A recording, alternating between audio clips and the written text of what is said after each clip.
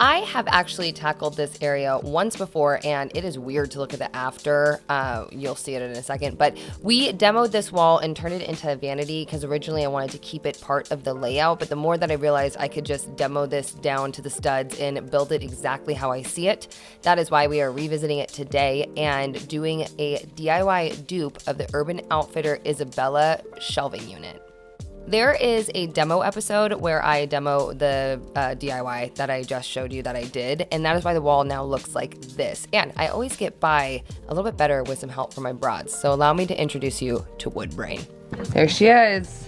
Hey. The woman, the myth, the legend. Let's do it. This portion is nothing special, the demo, but what is special is my best friend, Woodbrain. If you are new to my channel, new to this series, hello, let me show you the woman that is the powerhouse behind me, Woodbrain. She has her own channel, she has all these videos, she was viral on TikTok, left, right, front, and center, and she even has her own Instagram that is popping off with all the reels that she is uploading and inspiring me to do as well. So be sure to check her out.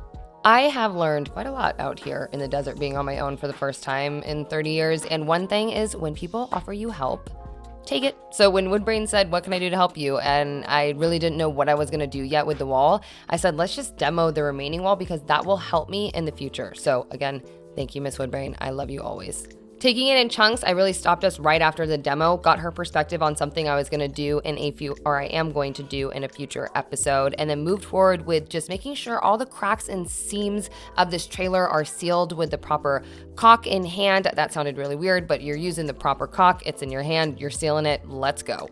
Okay, let's move past the caulk and let's talk electrical, right? So I am very new to actually learning about electrical, and here I was going to light up this shelving unit, which I ended up not doing. However, I need to pull the power through and make sure the rest of the trailer had power, and in fact, the switches by the door that I originally demoed worked. That sounds like a lot, and it is, but I'm gonna try to break it down to you when I'm talking to camera in 3, 2, 1.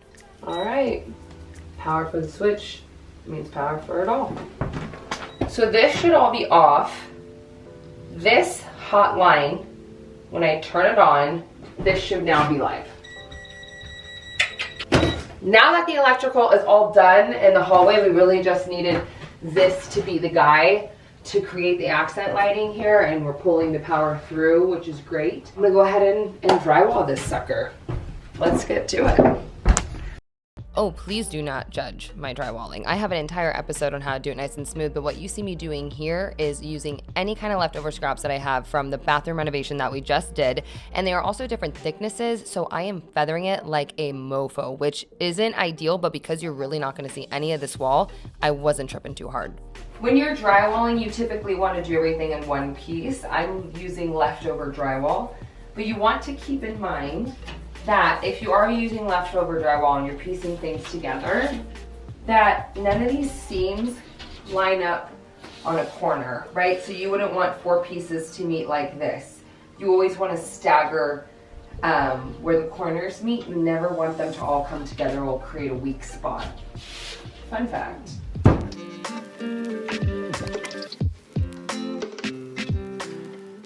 I'm over here working away and actually taking a course while I have some downtime to kind of level up what I'm doing in 2022, and Skillshare can help you do the same. So I'm sitting here at the computer and I really am just like staring at Skillshare with the amount of possibilities with the classes that they have available. But it's exciting because for my brain personally, it's nice to be able to jump on and have such a variety to choose from, to be able to dive into whatever my passion is for whichever form of creativity that I want. Let's check it out. Skillshare can help you make 2022 a year of new learning, growth, and connection through creativity. It's an online learning community with thousands of inspiring classes for anybody who loves learning and wants to explore their creativity and learn some new skills. Invest in yourself and your personal growth by trying out Skillshare. You can go ahead and click the link down below if you'd like to try Skillshare for free for 30 days. I've also put the link in my pinned comment as well. Thank you so much, Skillshare, for sponsoring today's episode. Let's get right back into it. After I pieced the wall together, I just did the section for the shelving because for the rest of the trailer, you're gonna use the same thickness. This was just, a mishmash because you're not gonna see it like I said before. Anyways, I digress.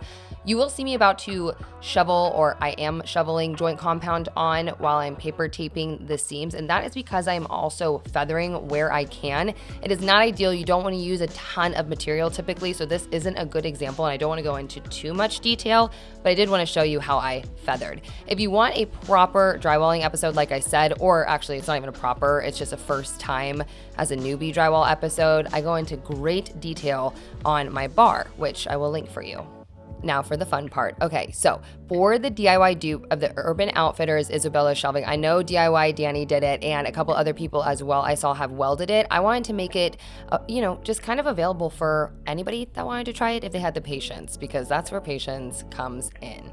I will be duping the famous Urban Outfitters Isobel bookshelf. I was definitely inspired by DIY Danny. She did a whole build on it, so I will link the episode. Also, please go show love to that because it was really the main inspiration for this, because it made me realize I don't want to build something. I want to integrate it into the home itself, but I wanted to prototype something in an easy way that any of us could do it. And I wanted it to be more natural looking, like it was a part of the build, so that is why I opted to pick up these 4x8 sheets of foam insulation. I went with the thickest I could find at my local Home Depot. Before we get into this, already the feedback I would give you, I only am doing 2 sheets in the trailer because that's just gonna take up the least amount of space that I can afford to take up, if that makes sense. But in a house, I honestly would have stacked this puppy 3 or 4 sheets thick just to have a deeper shelf. I opted to put the shinier sides facing together, and I started to use construction adhesive that I could caulk on, and then I also went with a spray adhesive, which I don't even know why I have that stuff. It really doesn't help me in any situation. So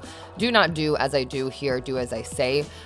Do a ton of that construction adhesive, like physical glue. I would recommend weighting this down after you added all the adhesive and letting it sit a full day. I didn't weight it down all the way. I just was being lazy. I'm being completely honest. And it definitely cost me later because it's going to cause gaps where you're going to cut, and then I had to fill with a ton of joint compound, but I digress.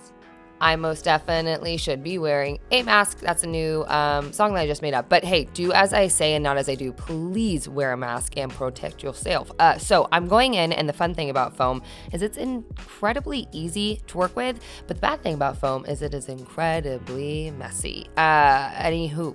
Feedback number 2 for you already is instead of doing the shelving horizontally, and the reason I did it horizontally is because I wanted longer shelves to make this wall feel longer, I would actually do them vertically and then cut in between the 2 pieces after I connect them. But what you see me doing here is cutting them and trimming them down to fit the space horizontally stacked on top of each other with my circular saw.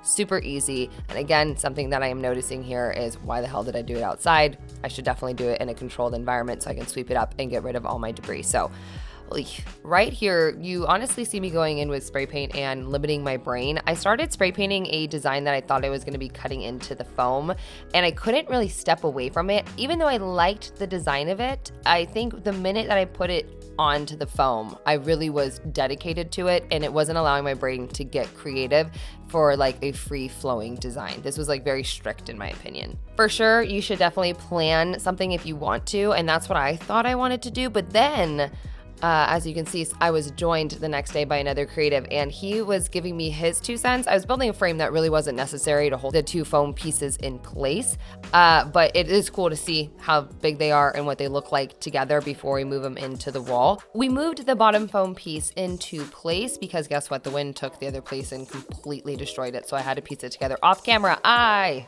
digress. Okay, anywho, so we put it into place to make sure that it fit before we started to stab it with a knife and free cut, because this gentleman had this great idea of just hand cutting, going in with no design plan and seeing what happens. We moved on to a Sawzall, which is definitely the way to go. And again, some feedback for you would be to lay it down so your cuts are nice and straight and level, and it just gives you less of the wiggle room that you see happening by me just like holding it upright. But we were just kind of moving and grooving, being in the zone. As I mentioned before, I would definitely do 3 or 4 sheets if I was doing this inside a home or a space that could allow like a deeper shelving, but I wasn't mad at the fact that this was 2 sheets deep because this is going to be obviously like an accent entryway and just split up the spaces between the living on the left-hand side and the bedroom on the right-hand side that you see. Even though it hurt my heart to cover up the pretty good feather job that I did on the drywall, we construction adhesived the back in between every single shelving and then propped that up the best that we could with scrap wood and let that dry overnight before I moved on to doing the second piece. And I did this one solo and just kind of, again, went with the flow of things, which is typically not how I do it, but I did love how my sheet turned out when I popped it on top of that bottom piece. This is all, I mean, I'm really doing everything for the first time and it's a lot of fun, and that leaves a lot of space for us to work together here in the comments of what to do in the next couple of steps. So how I went about kind of making this as smooth as possible was going in with a razor after everything was dried up on the wall and cutting off any kind of fringe, I guess that would be called, or excess that was left over by the Sawzall blade because that wasn't the smoothest blade. I definitely recommend getting a fine tip Sawzall blade when you're cutting the shapes to avoid this stuff. At least that's what I'm thinking. I hope you guys can hear Callie snoring. Anywho, I caulked the seams between the drywall and the foam before I found these sheets of fiber tape essentially that are adhesive, and I rolled them out and layered about 3 onto this entire thing and made sure that it was nice and flush to the foam because again, this is self-adhesive. After I had the entire thing covered, I went in with a nice clean new razor and just cut out the negative space where we cut the foam with the Sawzall previously. Once I had everything cut out and good to go, it is time for the fun, messy part. That is covering this entire thing in joint compound. So I have a Quickset 5 in my pan that I mixed up and I am working with fairly quickly. I am not beating myself up making this first layer smooth. I am looking at this entire first layer inside and out of the shelves as a crumb coat when you're doing the cake. So when you like layer a cake and you're about to frost it, you do 1 coat of frosting that kind of just picks up all the crumbs, shakes all the crumbs off, and then you pop it in the freezer. And then when you take it back out, you start to layer the frosting on top of it. That looks nice and pretty. Here is where you see me come in with the nicer coat of frosting, if you will. So I went in and started to just really take my time making sure this is smooth, and I opted to work with a Quickset 20. You see me stepping back and kind of looking confused because I'm staring at the inside of these shelves, trying to rattle my brain like what is going to be the easiest way to get the smoothest inside, because this is the first time I've done this. I should have like plastered the inside of the shelves and puttied them together before I popped them on the wall. That was where my brain was going. So I'm just looking a little confused. Just like the cake, I'm basically gonna paint on a crumb coat of joint compound that's gonna set nice and quickly. So I'm just literally taking a paintbrush and getting into the foam so the foam can settle and I can have something to build off of is my idea. And right now it can be messy because we haven't sanded anything, so I don't feel guilty if it looks gross or it's like aggressive. I really don't. So that's what I'm doing here. I really do love bringing you guys in when I'm trying to problem solve or do a DIY for the first time. There is definitely an easier way to go about this. Like I said, if I pop this off the wall and just had like free access on both sides, I think puttying this and making the inside of these very smooth would be no issue, but you got to work with what you got and you got to move forward with what we're doing. So I just moved forward with the paintbrush idea, which was working fairly well. Oh my gosh, I am freezing. Oh my God. Going down.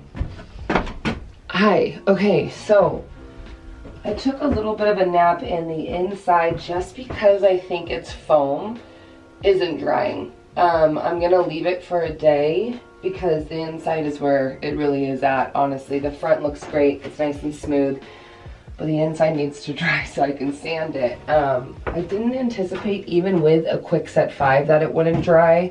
I'm not too sure why it's not drying. But again, like this is the most important part, these edges that are not dry yet and the inside. So we're gonna let it sit for a day fully, let it fully dry and revisit. Once that crazy coat that I did with the paintbrush was nice and dry, the next day I went in and scraped off the back portion, like if anything got on there, because I want to keep that as smooth as possible. And then I kept coming in with the vacuum as much as possible as well to keep it as clean as I could. As I'm sanding this down, there is something that I'm realizing. I would completely and utterly basically treat it like I did the sink mold and really finish this foam before I popped it onto the wall. I think if it was off the wall, I could plaster freely and have more movement, use bigger brushes, and then also go in with an orbital sander, like a power sander, and get that nice smooth finish. But you know, you live and learn. So how we're gonna move forward is try to save the back of this to be the most smooth that it can be, and then texture the curves to hopefully make it look like it's a wall, because I really don't know what else to do. I'm just using this wall textured, it's knockdown.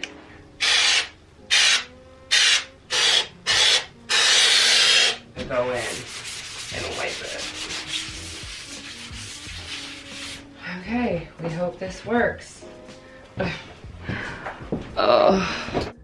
I mean, really, this was great problem solving on my end, as I am doing this for the first time, let us remember. So I'm not gonna really beat myself up about learning around the curves, or the learning curves, I should say.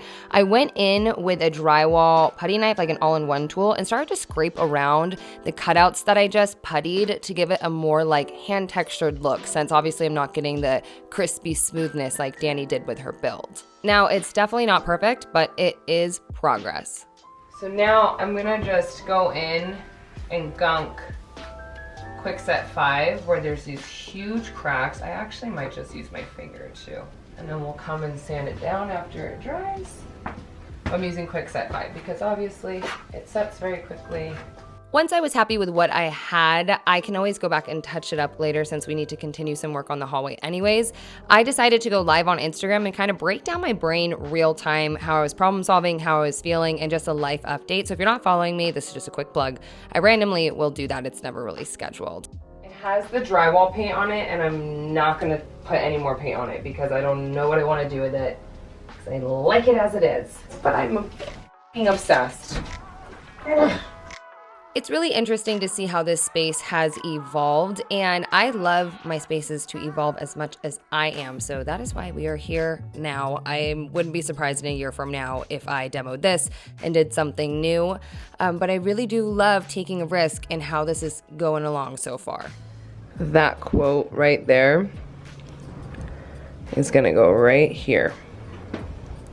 But I don't want to sell anything because we still need to do all this. I am this. If you were one of the humans that skipped towards the end to see the reveal, I did add a lot of tips and tricks to this project throughout the video. I tried to chapter it as much as I could for you guys. I know it looks a little bit aggressive, but if you're like me, you want to get to the nitty-gritty, and that's what I tried to do for you here. Thank you guys so much for tuning in to this week's episode, and thank you again to Skillshare for sponsoring it. I'm excited to show you what I got in the next one to come, so I will see you in the next DIY.